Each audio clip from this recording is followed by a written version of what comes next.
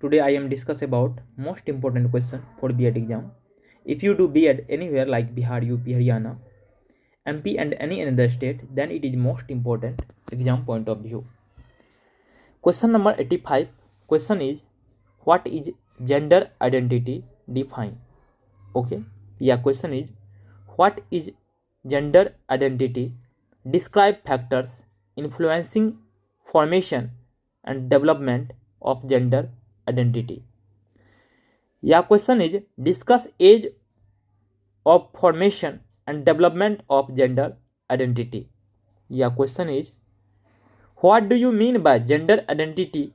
Discuss the role of family and school in gender socialization of the child. Okay. Answer. Gender identity. Gender can be expressed in many ways through our clothes, speech, activities, hobbies, and our behavior. Every person thinks of their own gender differently, but there are a common set of beliefs that most people find helpful in communicating their identity to others. These gender identity beliefs include man, woman, cisgender, transgender, third gender, and non binary. Thus, gender identity may be defined in different ways, such as gender identity is how we feel about and express our gender and gender roles. It is a feeling that we have as early as age of 2 or 3. Gender identity is each person's internal and individual experience of gender. It is their sense of being a woman, a man, both, neither or anywhere. Along the gender spectrum, gender identity is the extent to which one identifies with a particular gender. It is a person's individual sense and subjective experience of being a man, a woman, or another gender. Next point. Age of formation and development of gender identity. Okay. There are several theories about how and when gender identity forms. In this regard, John Money suggested that children might have awareness of and attach some significance to gender as early as 18 months to 2 years. Lawrence Kohlberg argues that gender identity does not form until age 3. It is widely agreed that core gender identity is firmly formed by age 3. Okay? At this point, children can make firm statements about their gender and tend to choose activities and toys which are considered appropriate for their gender, such as dolls and painting for girls, and tool and rough housing for boys. Although they do not yet fully understand the implications of gender after age 3. Core gender identity is extremely difficult to change and attempt to reason. It can result in gender dysphoria, gender identity refinement extend to into the fourth to sixth year of age and continues into young adulthood. Okay. Next point. Martin and Rubel conceptualize this process of development in three stages. First, as toddlers and preschoolers, children learn about defined characteristics which are socialized aspects of gender.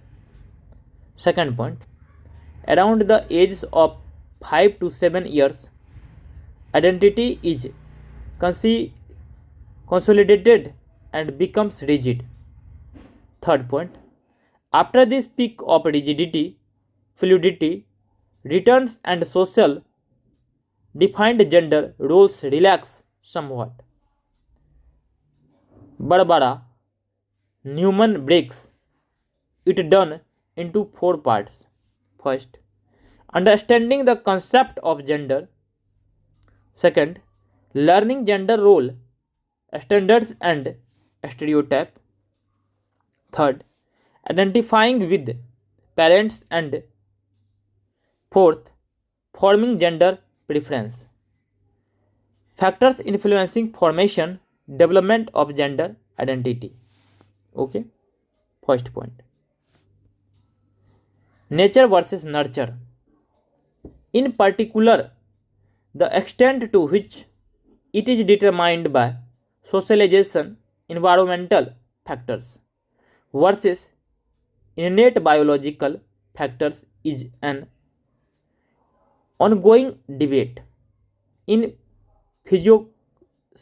psychology, known as nature versus nurture, both factors are thought to play a role in formation and development of gender identity. Second point, biological factors. Biological factors that may influence gender identity include pre and post natal hormone levels and genetic makeup. Several prenatal biological factors, including genes and hormones, may affect gender identity. The biochemical theory of gender identity suggests that people acquire gender identities through such factors rather than socialization. Hormonal influences are also complex. Sex determining hormones are produced at an early stage of fetal development, and if prenatal hormones levels are altered, phenotype progression may be altered as well, and the natural predisposition of the brain toward one sex may not match the genetic make up of the fetus or its external sexual organs. Hormones may affect differences between males and females' verbal and spatial abilities, memory and aggression. Prenatal hormones exposure affect how the hypothalamus regulates hormone secretion later in life. With women's sex hormones usually follow a monthly cycle while men's sex hormones do not follow such a pattern. Okay? Third point. Social and environmental factors. Social factors which may influence gender identity include idea regarding gender roles conveyed by family authority figures, masses, media, and other influential people in a child's life. When children are raised by individuals who adhere to stringent gender roles, they are more likely to behave in the same way, matching their gender identity with the corresponding stereotypical gender patterns. According to social learning theory, children develop their gender identity through observing and imitating the gender linked behaviors of others. They are then rewarded for imitating the behaviors of people of the same gender and punished for imitating the behaviors of another gender. For example, male children will often be rewarded for imitating their father's love for cricket, but punished or redirected in some way if they imitate their older sister's love for dolls. Language. Now we will discuss about language. Okay. While learning a language, children learn to separate masculine and feminine characteristics and unconsciously adjust their own behavior to these predetermined roles. The social learning theories